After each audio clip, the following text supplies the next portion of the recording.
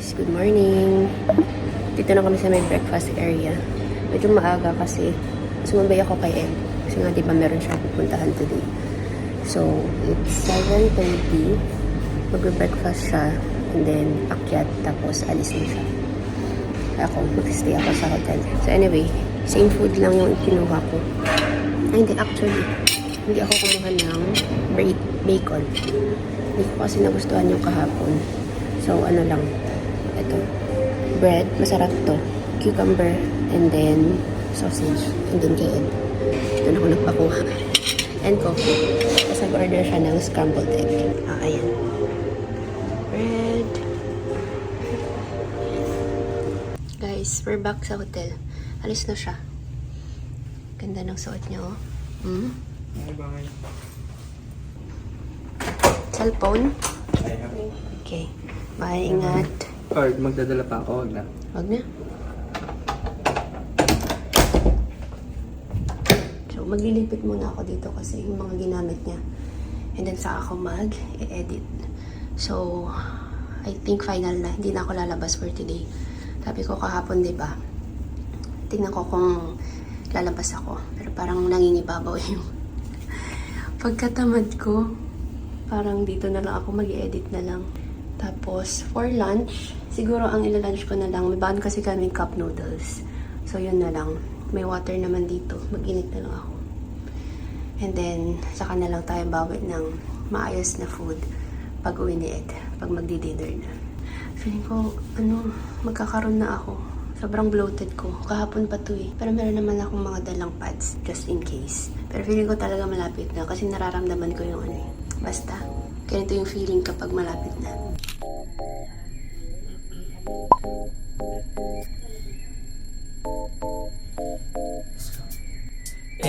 I couldn't fall asleep again. Been overthinking all the little things I've said. I'm sleep deprived almost every night, and I wish that I wouldn't think instead. I know the sun is up and I got things to do, but I don't think I've got the energy to move. And I go back to my dreams again, but I shouldn't be sleeping when it's daylight now and I'm stuck in my bed. Daylight now and I'm stuck in my head, 'cause I've been stressing out all on my own when I should make my way out. My home is daylight now, gotta open my eyes. Daylight now, can't be wasting my time just thinking about what I should be thinking. Guys, it's lunchtime. I think mga 12:10 na.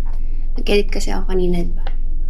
So, nag-prepare ako ng aking lunch. Ito yung baon namin. Lucky Me na bulalo. Cup noodles. Binili namin sa West Zone ata. So, nagbaon kami. Dalawa. Tigita dapat kami ni Ed. Tinatamad kasi ako lumabas. So, ito na lang ilalunch ko. Ayan. And then, kumuha kami ng boiled egg kanina sa breakfast. Dalawa. So, andito na siya. Binalatan ko na. Diba? Yan ay aking lunch. Ano yan? Ay, wala kong kutsara.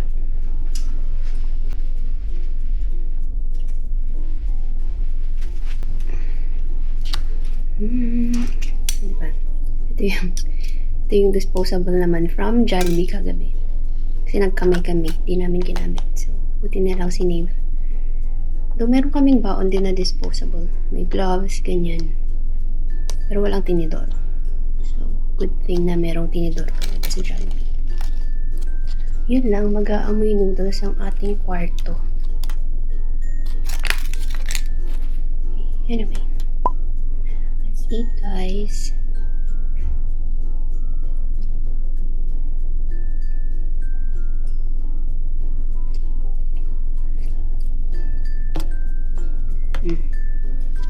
Lagay ko na rin itong isa. Malamig na kasi yung egg. So, para uminit siya.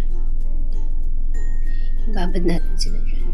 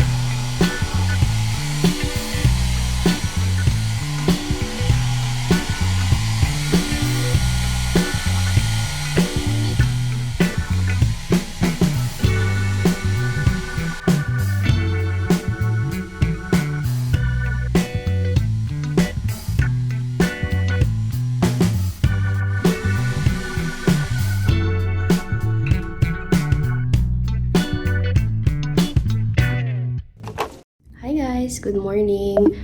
Pang third day na ba natin? Yeah, I think third day. And by the way, 12:40 ng hapon. So nakabihis ako kasi lalabas ako. Pero hindi ko sure kung saan ako pupunta, sa totoo lang. Yeah. Siguro maghahanap ako ng mall. Try ko sa Google Maps. Sana lang kaya. Medyo tirik ang araw. Pero naka-jacket ako kasi sa loob ng mga establishments baka malamig. So, yeah. I don't know kung saan talaga ako pupunta. But anyway, nagligpit ako ng mga gamit, yung mga luggage namin, ganyan. Kasi magpapa-housekeeping kami. Kahapon kasi, di ba dito lang ako sa hotel. So, hindi kami nakapagpalinis kahapon. So, ngayon, papalinis ako. Kaya lalabas din ako na hindi ko nga alam kung saan ako pupunta. Try ko bumalik mga siguro 5, ganyan. Doon kahapon, dumating si Ed. Mga almost 6 or 6 na yun. But, anyway, yan. Ito na yung aking suot. Jeans, same shoes, black shirt, and itong sweater ulit. And then my bag, ito, yung kay Ed. Yung sa akin sana kanina, diba yung madala akong Charles & Keith na brown. Kaso, parang hindi kasya yung mga gusto kong dalhin. Like power bank, ganyan.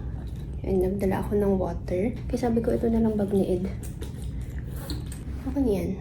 Not bad naman, diba? Kailangan ko kasing pagkasya yung lahat ng mga gamit ko. Power bank, passport, wallet, water.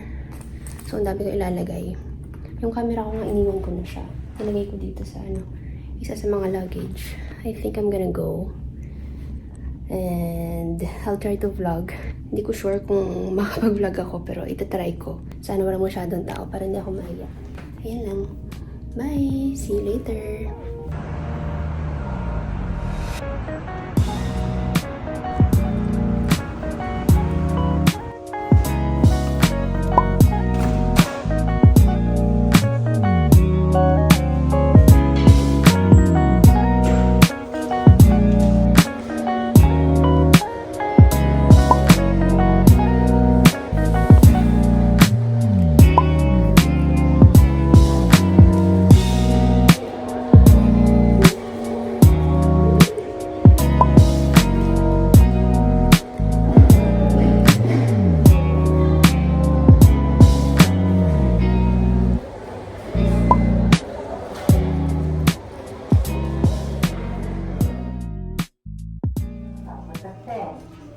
Doors open. Yes, that's it up way.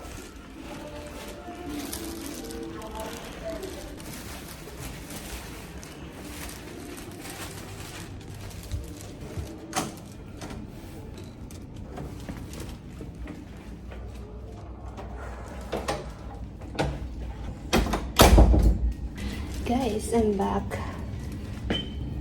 Ang dami ng water. Very nice. Okay. Pawis na pawis ako. Wait lang guys. 4:45 na ng hapon. Para naman nakita nyo na. So malapit na ng 5. Wala pa si Ed. Hihingal ako kasi pagod ako. Lakad ako ng lakad. So mula nung umalis ako dito, I think mga sabihin natin 1:00 siguro yun. Hanggang sa makauwi ako, lakad ng lakad. Umupo lang ako once nung nasa mall ba yun? Kalimutan ko. Tapos may nakita akong McDo. Sabi ko mag-coffee muna ako. And then nag-fries. Nakapag-video pala ako content. Tapos yun lang. Hindi na ako nakapag-vlog kung saan naman ako pumunta.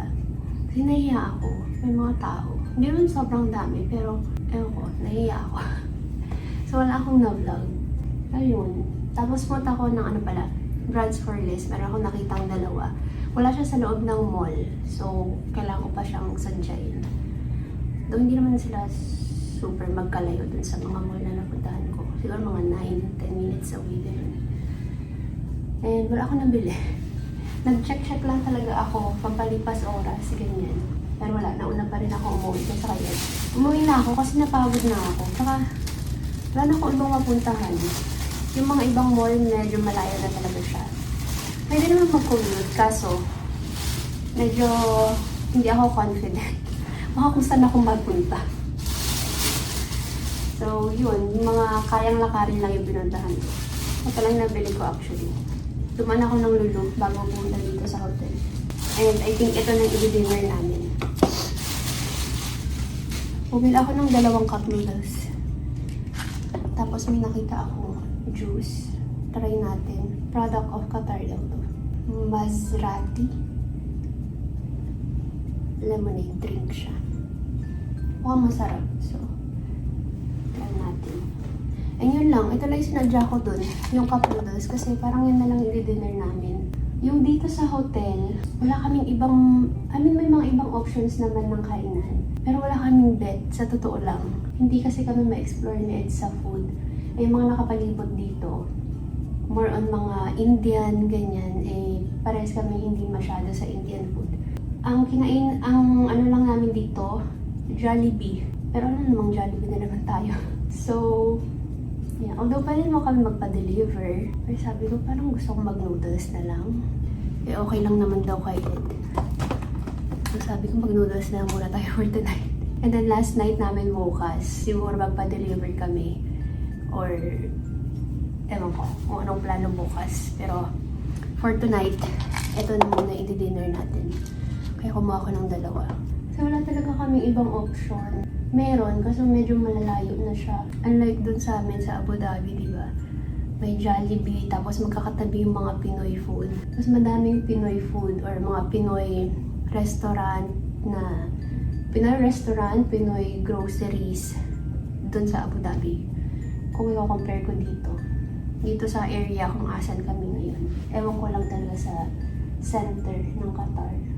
Pero dito kung asan kami ngayon, wala masyado. Buti na lang merong Jollibee. Kasi kahit pa paano, yun alam talaga namin okay ang lasa. Wait lang guys, inom lang ako. Nauhaw ako.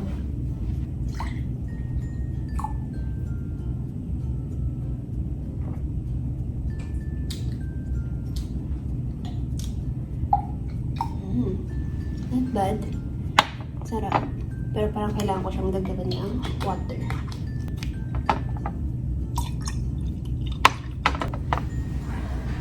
Cheers. Cheers.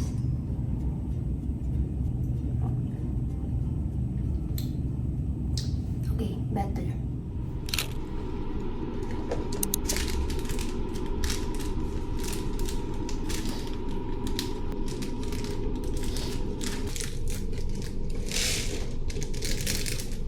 Guys, let's eat. So again, ito yung dinner namin. Tapos yung juice. Sarap yung nabili ko. Gustuhan din na ito.